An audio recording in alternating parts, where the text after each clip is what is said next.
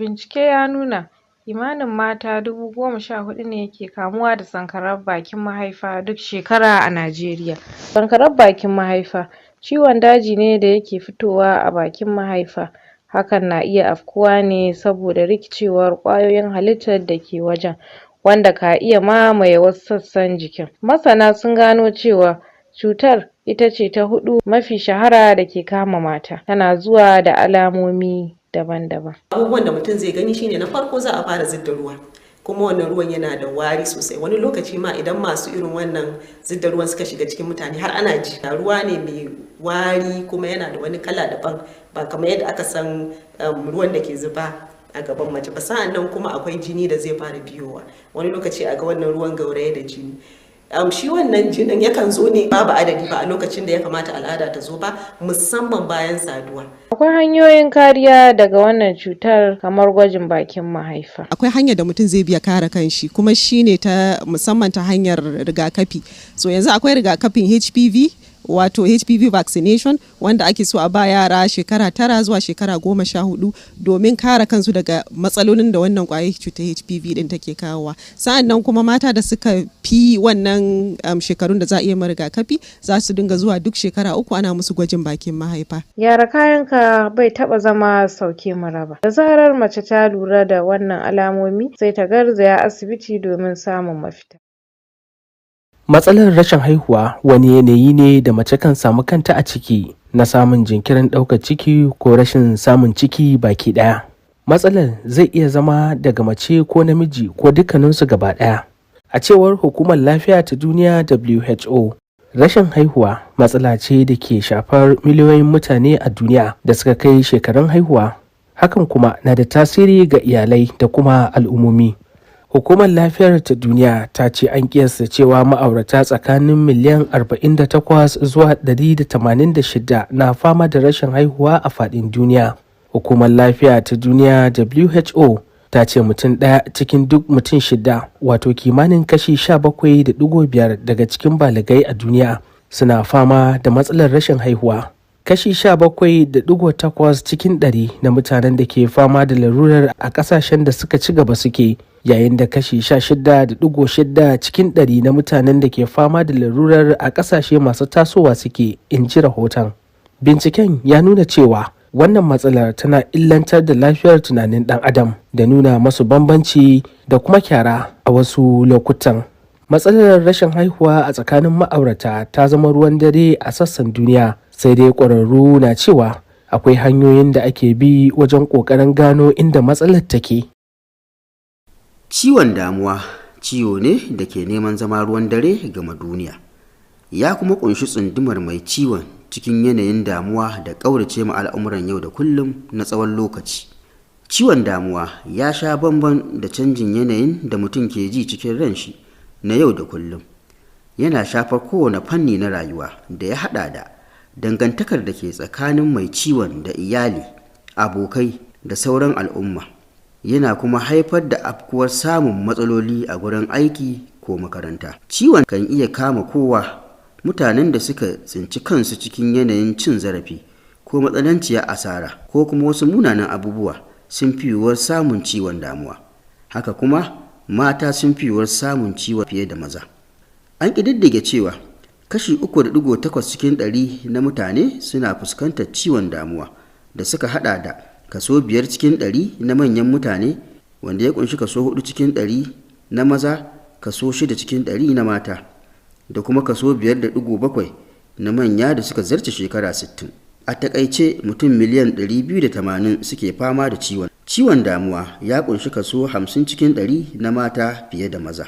Kaso 10 cikin 100 na mata masu juna biyu da waɗanda ba su daɗe da haihuwa ba suna fuskantar ciwon. Fiye da mutum 700,000 ne suka mutu sakamakon kashe kai da kai. Mutuwa sakamakon kashe kai da kai ta zama a gaba-gaba a tsakanin 'yan shekara 15 zuwa 29. Duk da dai babu wani takamaiman hanyar magance ciwon damuwa, amma fiye da kaso 75 cikin 100 na mutanen da ke kasashen da tattalin arzikinsu ke tsaka-tsakiya ba sa samun maganin ciwon. Abubuwan da ke daƙile ingantacciyar hanyar magance ciwon sun haɗa da rashin saka hannun jari a fannin lafiyar kwakwalwa, matsalar rashin horar da masu bayar da magani a fannin kwakwalwa da kuma tsangwamar da mai ciwon ke samu a cikin al'umma. Shirye-shirye domin magance ciwon damuwa suna amfani matuƙa wajen rage ciwon. Sannan kuma akwai hanyoyin magance ciwon ta fannin shawarwari da kuma magunguna. Sai dai dukkansu sukan zamo ba sa samuwa, musamman a ƙasashen da ke da matsakaicin tattalin arziki. An ƙididdige cewa fiye da kaso 75 cikin 100 na mutanen da ke fama da ciwon damuwa a ƙasashen da ke da rauni ko matsakaicin tattalin arziki ba sa samun hanyoyin magance ciwon.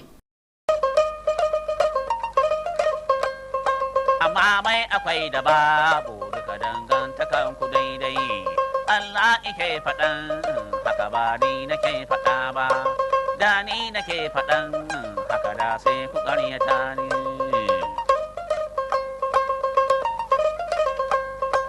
Kai mai akwai ka gane, idan kai gida 30 cikin guda za ka je ka kwana, a ɗaki guda ka kankwan, a kayan gado guda ɗai, a gefen gadon ka kankwan, haka nan wanda bai da komai gida guda za ije ya kwana, a ɗakin guda ya kankwan, a kayan karaunu falle, to yan gari yawa ita nan da ka danganta kanku daidai. Kanku daidai.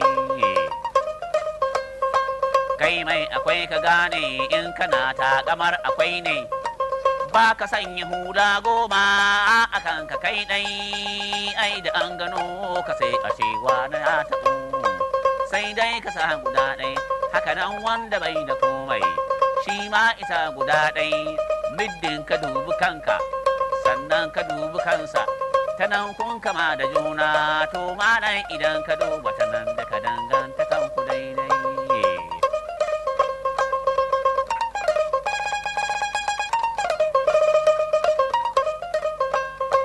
Kai mai akwai ka gane, in ba ka ɗan misali, da nunan sulai 30, da nunan kwabo 30, in an haɗa ka gane sai ka gado dai faransu ya zo dai. Kai mai akwai ka gane, in ba ka ɗan misali, da agogon jaka 30, da agogon sulai 30, in wancan iba da loto daidai, wannan iba da loto daidai, in za a dai kira sosai ka ji sunan su duk agogo.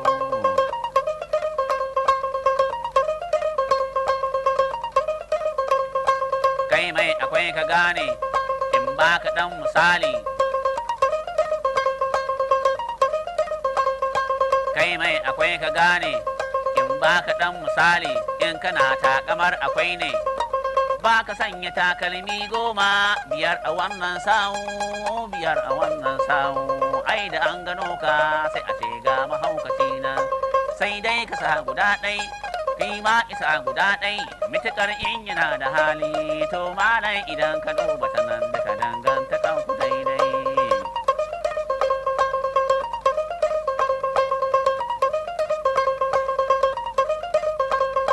Kai mai akwai ka gane, in ba ka ɗan misali, shi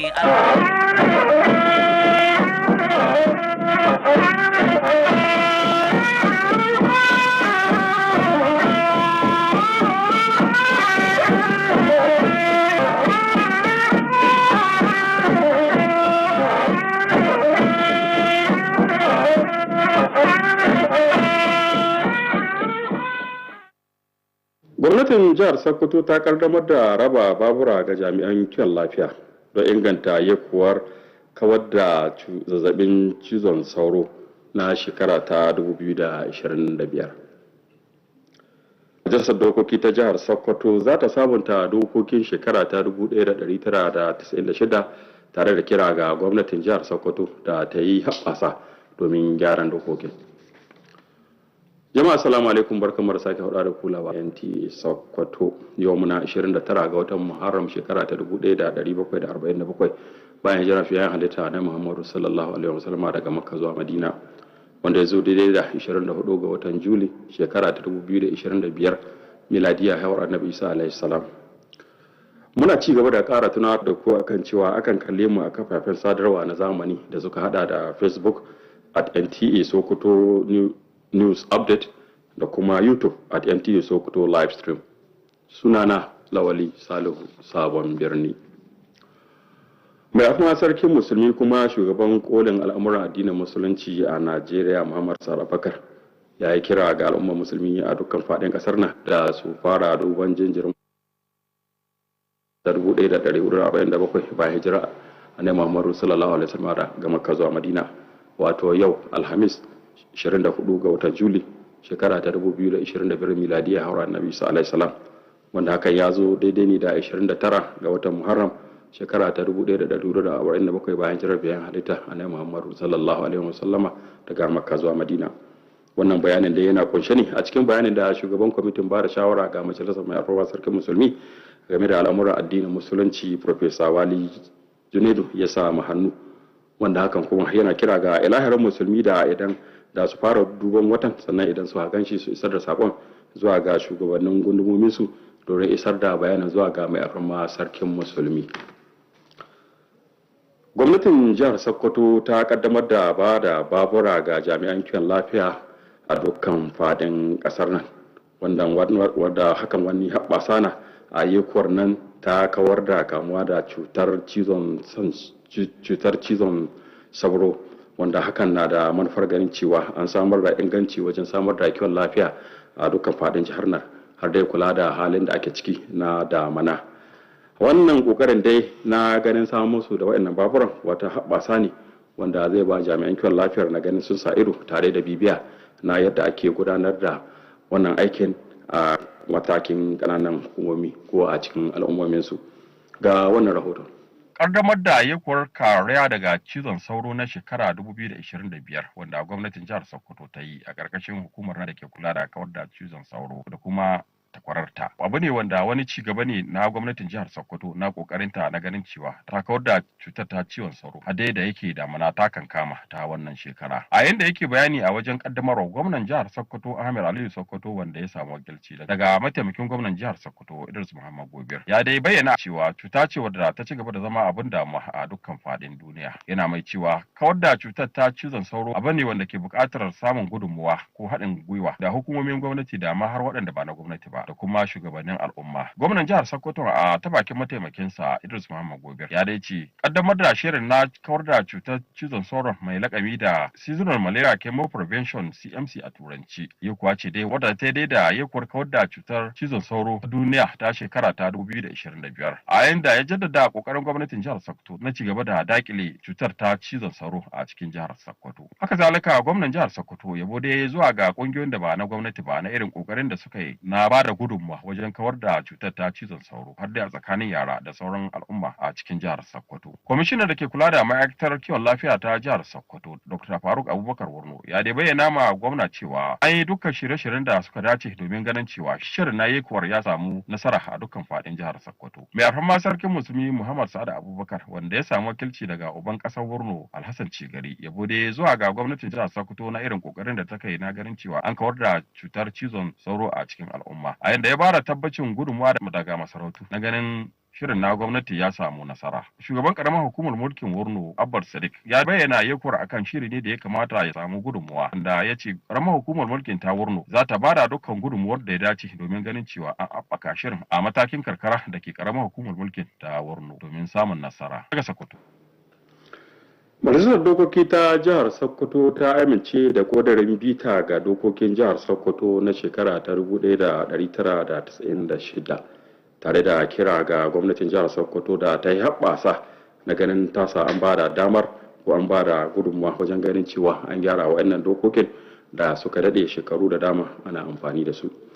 Shugaban kwamitin al'amuran da suka jibanci shari'a na Majalisar Dokokin ta Jihar Sokoto Honorable Abdullahi Muhammad Rada shine dai ya bayyana hakan a majalisar. Cikin wannan rahoton zai zo muku a labaranmu na gaba. Shugaban hukumar kula da ayyukan kafafen yada labarai na rediyo da talabijin ta ƙasa da ke nan Sokoto wato NBC Ladan Muhammad ya bayyana gidan talabijin na tarayya da ke nan Sokoto akan wata kafar yada labarai wadda kan iya zama abin koyi kuma kan taka rawa wajen gudanar da ko isar da sako zuwa ga al'umma. Shugaban da ya yi wannan jijjinawa ne a lokacin da ya kawo ziyarar aiki ga gidan talabijin na tarayya da ke nan Sokoto. Fatima Ibrahim Ebo na ɗauke da cikin wannan rahoton. Hukumar talabijin ta ƙasa NTA Sokoto da hukumar kula da kafafen watsa labarai ta ƙasa NBC, wadda ita ce hukumar da ke da alhakin sa ido a kan kafafen labarai a ƙasar nan, na da tarihi mai zurfi da ya samu asali tun farkon kafuwar tsarin shirye-shirye a Najeriya. Daraktan yanki na NBC Malam Ladan Muhammad ya bayyana gamsuwarsa da yadda NTA Sokoto ke gudanar da ayyukanta, inda ya bayyana yadda tashar ke bin ka'idojin aikin jarida tare da kiyaye dokokin watsa shirye-shirye na ƙasa. Ya ce tsarin watsa shirye-shirye na awa 24 da kuma ingancin shirye-shiryen NTA na nuna matakin tsari da ƙwarewa, wanda ya bayyana a matsayin abin koyi da sauran kafafen yada labarai. Ya ba da shawarar amfani da tsarin horar da masu horarwa, yana mai jaddada buƙatar ci gaba da horar da ma'aikata don rage gibin da ke tare da matakin rahoto da labarai a wasu tashoshi. Daraktan NBC ya yi gargaɗi kan nuna son kai ko bangaranci a cikin labarai da shirye-shirye, yana mai cewa duk wani ka'idoji zai fuskanci hukunci daga hukumar. Ladan ya nuna shirinsa na yin aiki tare da NTA tare da tabbatar da ci gaba da goyon bayan NBC. Da muke gabatar da ayyukan mun ga wannan station din suna wasu abubuwan da ya kamata, to za mu yaba musu, in kuma mun ga inda suke kasawa, so za mu kuma jawo hankalinsu mu ce wannan abin da kuke da wannan a gyara. Daraktan yanki na NTA Sokoto Malam Umar Bakari ya nuna godiya ga NBC bisa yabon da suka yi da kuma shawarwarin da suka bayar. Ya bayyana cewa an riga an fara tsara shirin horar da ma'aikata karkashin yankin a jihar Kebbi, kuma zai gayyaci daraktan NBC na yanki da ya halarta. Bakari ya ƙara da cewa NTA na da cikakken shiri na rungumar sabbin dabaru da kirkire-kirkire, musamman wajen haɗa kai da kafafen sada zumunta da kuma amfani da na'urorin zamani a harkar watsa shirye-shirye. Bayanin jagora na cewa NTA Sokoto ta samunta da gazawa ko laifi ko kare wata doka da ya danganci yada labarai da muke ba, kuma mu ma domin tabbatar da cewa mun ci gaba da zamanto a sahun gaba waɗanda suke kiyaye dukkan dokoki da suke nasaba da yada labarai. Ziyarar ta kare da tambayoyi da amsoshi da aka gudanar domin ƙara wayar da kai ga ma'aikata da kuma karfafa haɗin kai wajen ci gaba da bin ka'idojin aiki, ƙwarewa da ka'idojin aiki da ƙwarewa a fagen yada labarai. Daga Sokoto, Fatima Ibrahim Ebo, labaran NTA. Al'ummar jihar Kebbi sun bi sawun takwarorinsu na yin tsokaci game da bita na gyaran kundin mulki ko kundin tsarin mulki na shekara ta 1999, wanda wata haɓasa ce da ke da manufar ciyar da ƙasar nan gaba. Duk da yake dai al'ummomin na jihar Kebbi ba wai suna buƙatar a ƙara ƙirƙiro wasu ƙananan hukumomi ne ba a jihar ta Kebbi. Suna dai ƙoƙari ne na ganin cewa sun mara ma ƙoƙarin makwabciyarsu wato jihar Niger da ke da buƙatar ganin cewa an ƙirƙiro wata jiha daga cikinta, wato jihar Kayanji. Jafar Yusuf Ilo na ɗauke da wannan rahoton.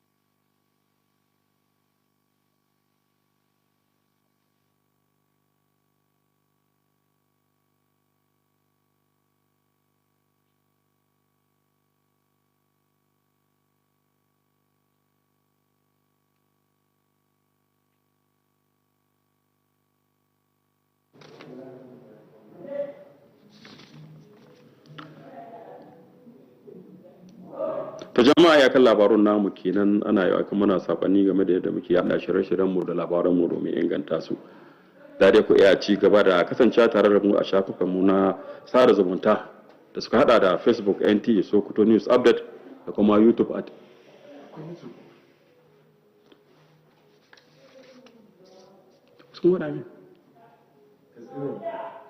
in karanta.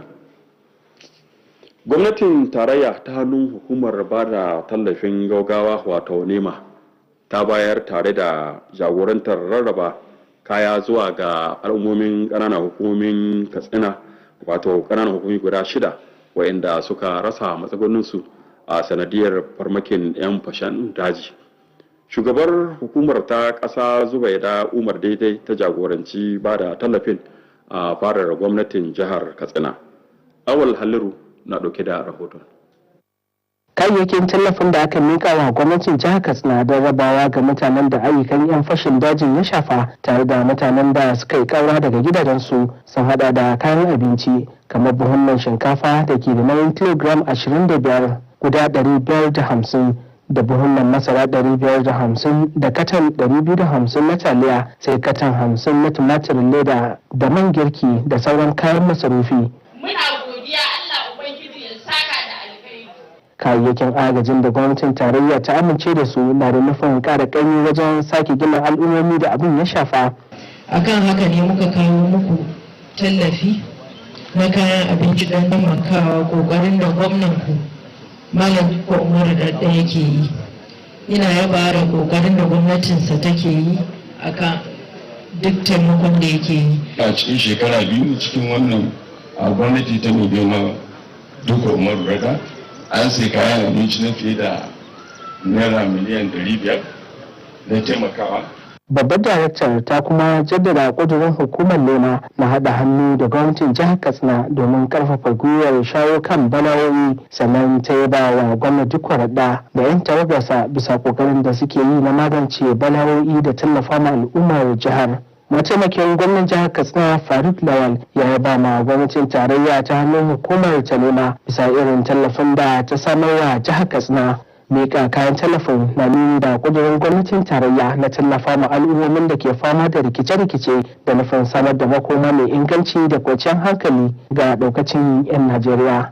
Awwal Halliru, labarin NTA.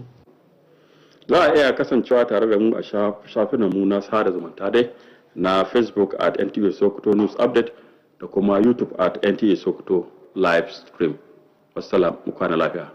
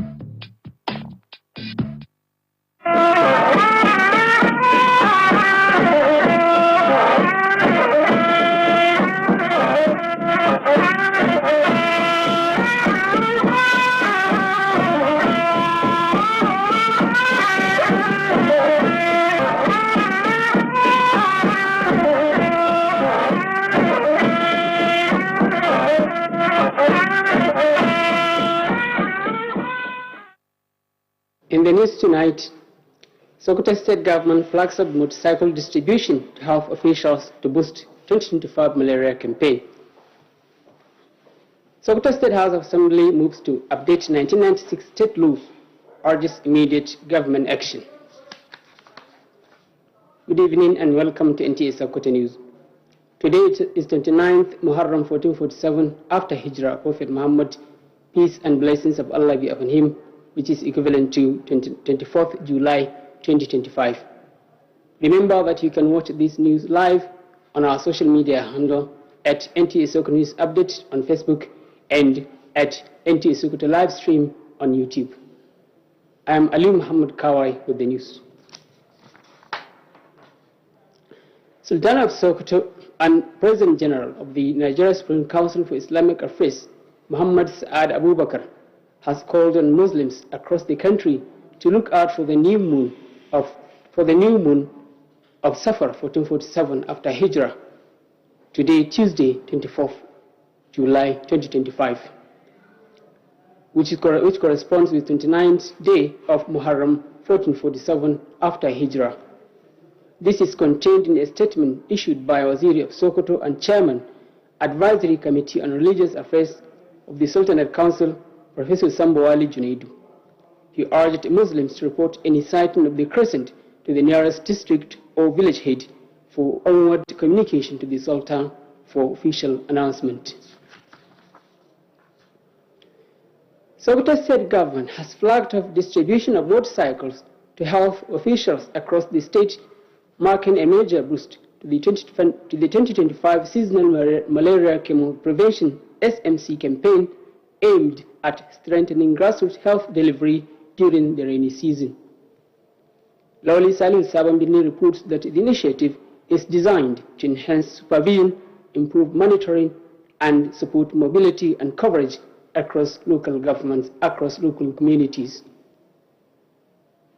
The 2025 Chemo Prevention Malaria Campaign, organized by the Sokoto State Malaria Elimination Agency in collaboration with the Malaria Consortium, marks another milestone in the government's ongoing efforts to combat malaria, especially with the onset of the rainy season. Speaking at the event, Governor Ahmed Aliu Sokoto, represented at the launch, emphasized that malaria remains one of the major global health challenges. He noted that its elimination requires proactive collaboration among public institutions, private sectors, and traditional authorities. He said the launch of the Seasonal Malaria Chemo Prevention CMC campaign in Sokoto aligns with the theme of World Malaria Day 2025 and reaffirms the government's commitment to fight the disease in the state. Governor Ahmed Aliu Sokoto commended development partners for their consistent support, especially in reducing the burden of malaria among children and other vulnerable groups in Sokoto State. We will continue to invest in more significant programs against SSO, essential health service, and sustain collaborations with developing partners and agencies to safeguard the health of people. Commissioner for Health, Dr. Faruk Abubakar Borno, informed the governor that all necessary preparations have been made to ensure the success of the campaign across the state. I want to assure you of smooth exercise and distribution of goods by the Ministry of Public Agencies. Sultan of Sokoto Muhammad Saad Abubakar, represented by the district head of Borno, Alhassan Chigari, praised the efforts of the Sokoto State government and pledged the continuous support of traditional institutions to ensure the program's success. Chairman of Borno local government area, Abba Sadiq Achida, described the campaign as a worthy initiative and assures the council's full support for effective implementation at the grassroots level. In Sokoto, Lawali Salo Samirni, NTA News. The Sokoto State House of Assembly has approved a motion for the review of the laws of Sokoto State 1996, urging the state government to take immediate action in updating the decades-old legal framework.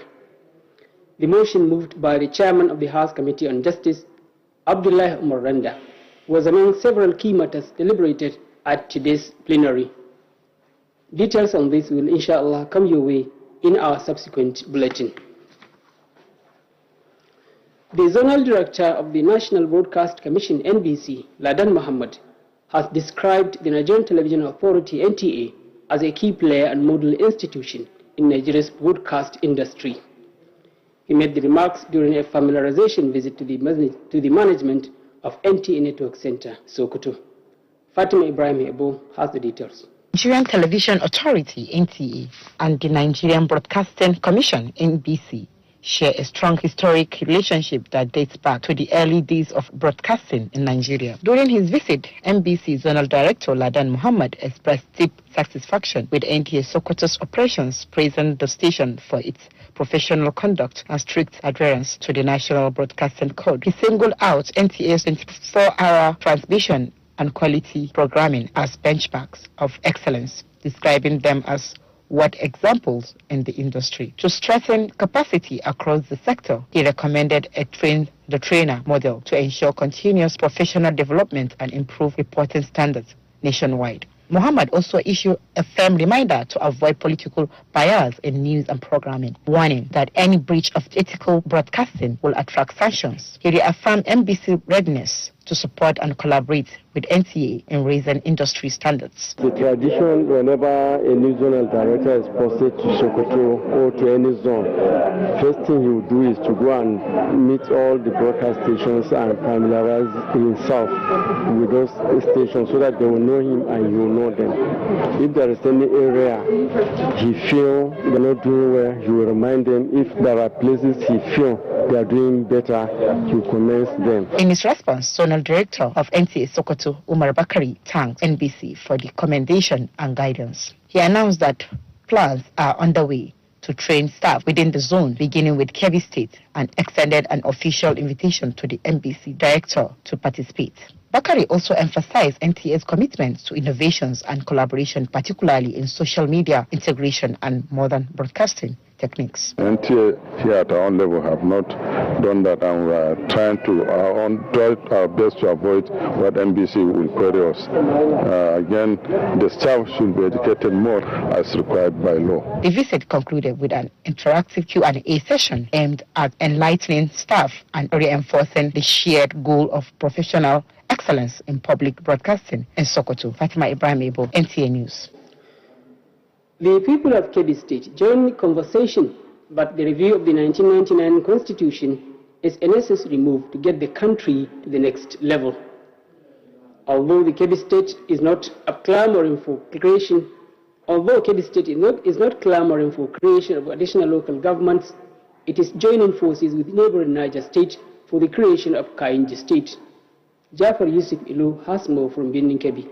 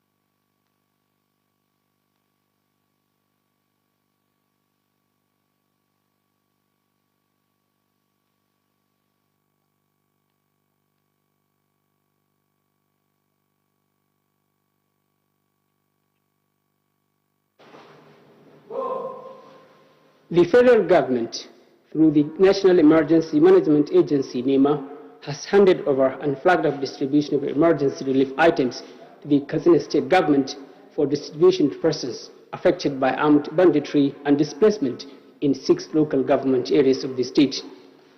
The handover ceremony, led by the director of NEMA in Katsina, Zubaida Umar, took place at the Government House, Katsina.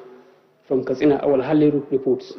The relief materials handed over to the Katsina State government for persons affected by armed banditry and displacement include food items such as 550 bags of rice, 25 kg, 550 bags of maize, 250 cartons of spaghetti, 50 cartons of tomato paste, vegetable oil, and other essentials. The relief items approved by the federal government are aimed at complementing efforts to rebuild and rehabilitate affected communities. The recent devastating incidents in the 6 local government areas of Katsina has brought about new challenges, displacing thousands of families, disrupting livelihoods. Today's handover and flag of distribution of the relief materials is a testament to the unwavering commitment of the federal government of Nigeria. The Director General reiterated NEMA's commitment to working closely with the Katsina State government to strengthen disaster management and commended Governor Dukorada and his team for their proactive efforts in mitigating disasters and supporting the people of the state. We also have an obligation to ensure that we will need food as a community.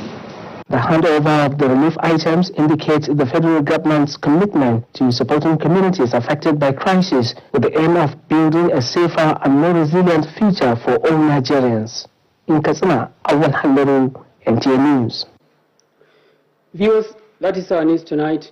You can always send us your feedback on our programs and services to enable us to serve you better. You can always visit our social media platforms on Facebook at Nta Sokoto News Update and on YouTube at Nta Sokoto Livestream. Thank you for watching Nta Sokoto News. Good night.